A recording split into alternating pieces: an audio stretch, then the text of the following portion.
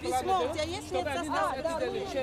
Интриги и скандалы – это вместо бойкой торговли возле 72-го дома по улице Фудчика. В обороте не деньги, а обвинения, да такие, что даже случайным покупателям достается. А вот чего она живет? В зеленом парке, а у меня а мы живем здесь.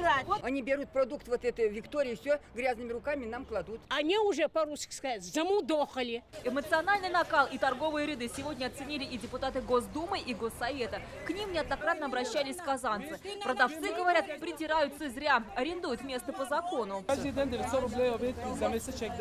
Нет, вы даете так. Кому вы? С кем у вас договор составлен?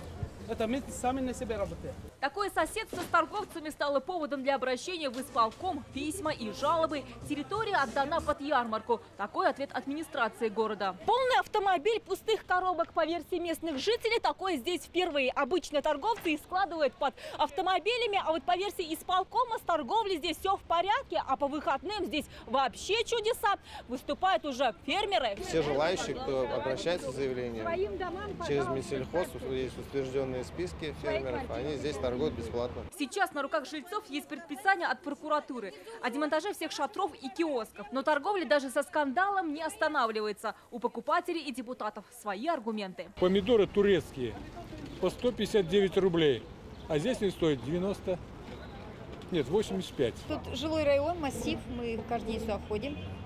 Ребята, они такие нормальные. Как минимум такого рода заведения должны устанавливаться по согласованию с жителями прилежащих домов, несмотря на то, что муниципальная земля. Никаких согласований не было, мнение людей не учитывается. Депутаты пообещали разобраться, а пока покупатели просят хотя бы спрашивать документы, а не верить словам. Предоставьте мне, пожалуйста, документ, вот что у вас нормально вот эта продукция. Вы же не можете Нормально, предоставить. Альбина Минибаева, Марат Саидгараев, ТНВ, Казань.